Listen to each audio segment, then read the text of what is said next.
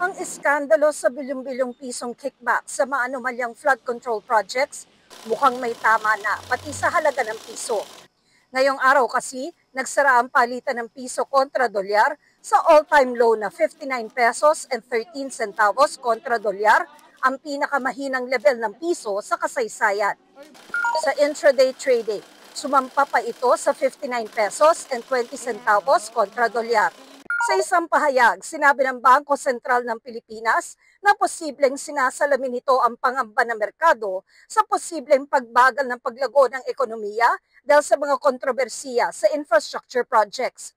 Ayon sa isang kongresista, makikita ritong ang korupsyon, isa ring economic issue. Pero sa isang panahon kung saan mataas yung distrust, mataas yung nakikita na usapin ng corruption, hindi tayo nasusurprise na may ganitong epekto. So habang sinasabi ng iba that corruption is a political issue, more than that, corruption is an economic issue. Ngayong nasa all-time low ang piso, hindi maiwasan ng mga consumer na mangamba.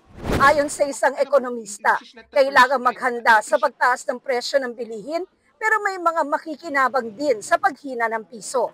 Tataas yung importation cost. Pero ano siya, dahan-dahan, may konting pick-up yan sa mga presyo ng bilihin. Umakit yung dollar, a little over 59 ngayon, sino makikinabang dyan? Yung mga kumikita in US dollars. Mga exporter, mga BPO, OFWs, of course. Magpapasko pa naman, di ba? So, mataas yung palitan, no? So, yung mga turista, yung mga foreign investors na mamumuhunan pala sa Pilipinas.